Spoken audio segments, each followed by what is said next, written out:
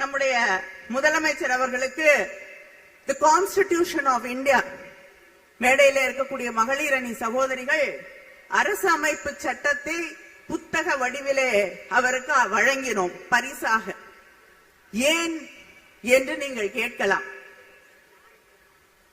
அரசியலமைப்பு புத்தகத்தின் முக உரையில் சொல்லப்பட்டிருப்பது we the people, மக்களாகிய நாம். இந்த மேடையிலே மகளிராகிய நாங்கள் உங்களிடம் இந்த நாட்டை, தமிழ்நாட்டை இல்லை, இந்த நாட்டை ஒப்படைத்திருக்கிறோம். இந்த நாட்டின் எதிர்காலத்தை ஒப்படைத்திருக்கிறோம்.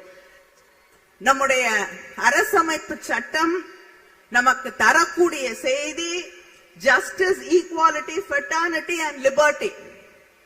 இதை பாதுகாக்க வேண்டும் என்பதுதான்.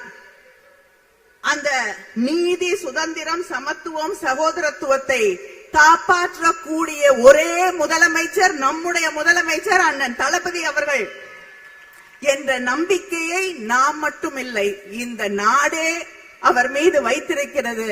அதனால்தான் பத்திரமாக வைத்திருங்கள் அண்ணா என்று அந்த அரசமைப்பு சட்ட புத்தகத்தை உங்கள் கையிலே தந்திருக்கிறோம். இந்த நாட்டை, தமிழ்நாட்டை இல்ல, இந்த நாட்டை பாதுகாக்க வேண்டிய கடமை உங்கள் கைகளில் இருக்கிறது. ஏனென்றால் உங்க குரல் வந்த பிறகுதான் இந்த நாட்டில் உங்களுக்கு பின்னால் தான் ஒவ்வொரு குரலாக அங்கே இருக்கக்கூடிய பாசிச அரசுக்கு எதிராக எழக்கூடிய அத்தனை குரல்களும் உங்களுக்கு பின்னால் அணிதிரக்கூடிய குரல்களாகத்தான் இன்று இருந்து கொண்டிருக்கிறது. அதனால்தான் இந்த நாடு உங்களை நம்பி இருக்கிறது என்பதை நான் திரும்ப திரும்ப திரும்ப இங்கே சொல்லிக்கொள்ள விரும்புகிறேன்.